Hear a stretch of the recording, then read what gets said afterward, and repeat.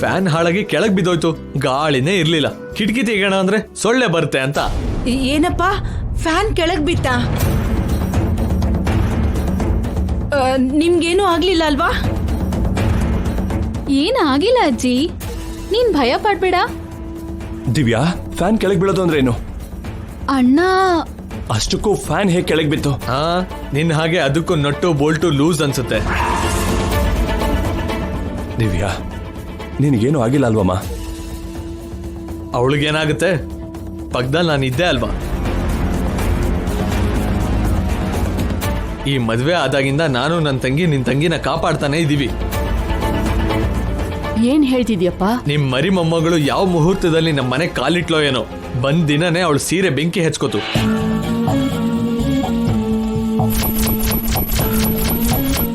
ಆಮೇಲೆ ಬಿಸಿ ಎಣ್ಣೆ ಮೈ ಮೇಲೆ ಬೀಳ್ತಿತ್ತು.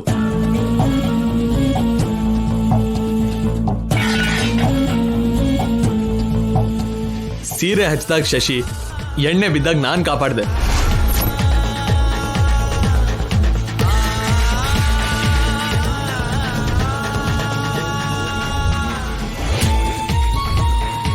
ದಿವ್ಯಾ, ಈ ವಿಷಯ ನಮ್ಗ್ಯಾಕೆ ಹೇಳಲಿಲ್ಲ?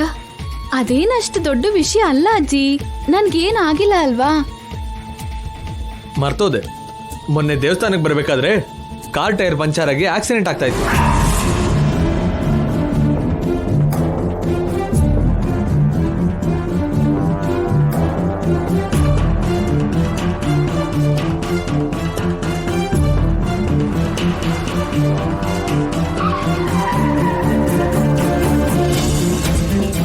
ಅವಳ ತಲೆಗೆ ಏಟ್ ಬೀಳ್ದಿರೋ ತರ ನಾನೇ ಕಾಪಾಡ್ದೆ.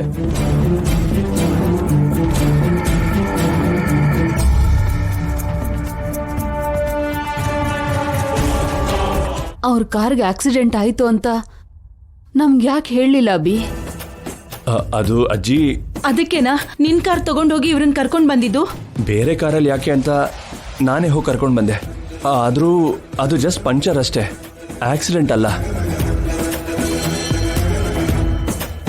ಒಂದೋ ಎರಡೋ ಆದ್ರೆ ಸುಮ್ಮನೆ ಆಗ್ಬೋದು, ಸಾಲಾಗಿ 4 ನಡೀತು. ಈ ಮನೇಲಿ ಏನೋ ಪ್ರಾಬ್ಲಮ್ ಇದೆ.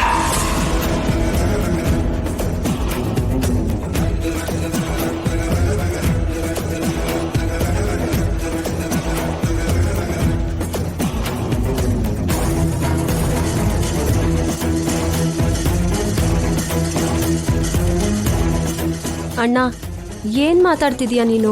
ತಕ್ಷಣ ಲಗೇಜ್ ಪ್ಯಾಕ್ ಮಾಡು ಶಶಿ, ನಾವು ಮನೆಗೆ ಹೋಗೋಣ.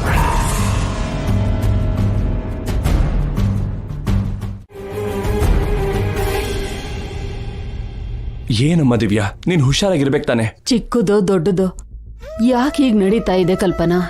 ಶಾಪ ಸೊಸೆಯರ್ಗ್ ಮಾತ್ರ ಅಲ್ವಾ, ಮನೆ ಹೆಣ್ಮಕ್ಳಿಗಲ್ಲ ಅಲ್ವಾ? ಅದೇ ನನ್ಗೂ ಅರ್ಥ ಆಗ್ತಿಲ್ಲ ಅಜ್ಜಿ. ಮದ್ವೆ ಆದ್ 3 ದಿನಕ್ಕೆ 4 ಸಾರಿ ಅಪಾಯ ಆಗೋದು ಅಂದ್ರೇನು? ಅದೇನು ಅಪಾಯ ಅಲ್ಲ ಅಣ್ಣ, ಜಸ್ಟ್ ಆಕ್ಸಿಡೆಂಟ್ ಅಷ್ಟೇ.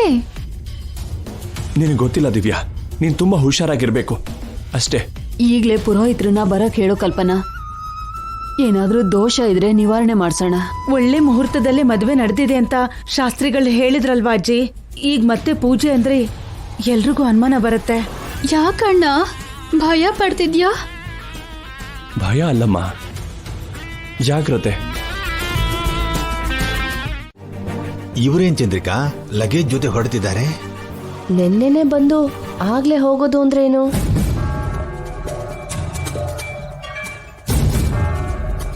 ಏನಪ್ಪ, ಎಲ್ಲಿಗೆ ಹೋಗ್ತಾ ಇದ್ದೀರಾ? ನಮ್ಮನೆಗೆ ಅಜ್ಜಿ ಅವರೇ. ಇದೇನಪ್ಪ, ಆಗ್ಲೇ ಹೊರಟ್ಬಿಟ್ರಾ? 3 ದಿನ ಇರ್ಬೇಕು ಅಂತ ತಾನೇ ಬಂದಿದ್ದು. ನೀವು ಹೇಳಿದ್ರಿ ಅಂತ ಬಂದೆ, ಆದ್ರೆ ಇಲ್ಲಿ ಇರಕ್ ಆಗ್ತಾ ಇಲ್ಲ. ಏನಪ್ಪ, ನಾವೇನಾದ್ರೂ ತಪ್ಪಾಗಿ ನಡ್ಕೊಂಡ್ವಾ? ನಿನ್ಗೇನಾದ್ರೂ ಇಲ್ಲಿ ತೊಂದರೆ ಆಯ್ತಾ? ಹೇಳಪ್ಪ, ನಮ್ಮಿಂದ ಏನಾದ್ರೂ ತಪ್ಪು ನಡೀತಾ? ನೀವಿದ್ದಾಗ ಇಡೀ ಮನೆ ಸಂತೋಷದಿಂದ ಇದ್ದಾಗಿತ್ತು. ಸಂತೋಷ ನಿಮಗ್ ಮಾತ್ರ ಇದ್ರೆ ಸರಿ ಹೋಗಲ್ಲ ಅಮ್ಮಮ್ಮ, ಎದುರುಗಡೆ ಇರೋರ್ಗೂ ಇರಬೇಕು.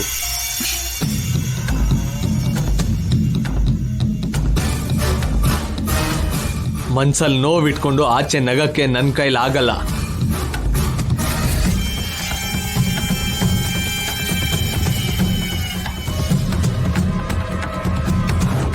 ನಮ್ಮ ಮನೇಲಿ ನಂಗೆ ಸಂತೋಷ ಇಲ್ಲ, ಈ ಮನೇಲೂ ಕೂಡ ಇಲ್ಲ.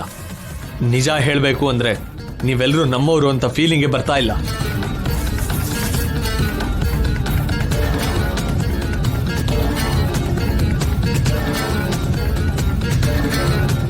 ಬಲವಂತವಾಗಿ ತಾಳಿ ಕಟ್ಟಿದ್ರೆ ಫೀಲಿಂಗ್ ಎಲ್ಲಿಂದ ಬರುತ್ತೆ? ಮತ್ತೆ ಪ್ರೀತಿಸಿದ್ರೆ ಫೀಲಿಂಗ್ ಇರುತ್ತೆ. ನೀವು ಮಾತಾಡಿ ಸರ್, ನೀವು ಹೇಳಿದ್ರೆ ಚಾಣಕ್ಯ ಸರ್ ಕನ್ವಿನ್ಸ್ ಆಗ್ಬೋದು.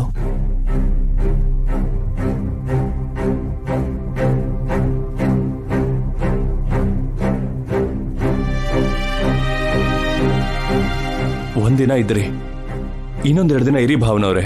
ದಿವ್ಯಾ, ನಿಮ್ಗೇನ್ ಬೇಕೋ ಹೇಳಿ, ನಾನ್ ಮಾಡ್ತೀನಿ. ದಿವ್ಯಾ, ಪ್ಲೀಸ್ ಭಾವ, ನಿಮ್ ಜೊತೆ ತಪ್ಪಾಗಿ ನಡ್ಕೊಂಡಿದ್ದಕ್ಕೆ ಐಮ್ ಸಾರಿ. ನೀವು ಸಂತೋಷವಾಗಿರೋದಕ್ಕೆ ನಾನೇನ್ ಮಾಡ್ಬೇಕು ಅಂತ ಹೇಳಿ. ದಿವ್ಯಾ ಬರ್ತಾ ಇದ್ಯಾ ಇಲ್ವಾ? ಭಾವ, ದಯವಿಟ್ಟು ನನ್ನ ಹತ್ರ ಮಾತಾಡಿ.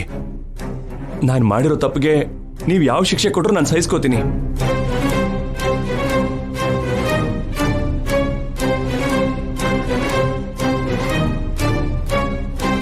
ತಪ್ಪು ಮಾಡೋದೇನಕ್ಕೆ, ಕ್ಷಮಾಪಣೆ ಕೇಳೋದೇನಕ್ಕೆ? ಹುಲಿ ಅಂತ ಅಭಿ ಇವತ್ತು ಇಲಿ ಆಗೋಗಿದ್ದಾನೆ. ದಿವ್ಯಾ, ನಾವು ಹೊರಡ್ತಾ ಇದೀವಿ, ಬರ್ತಾ ಇದೀಯಾ ಇಲ್ವಾ?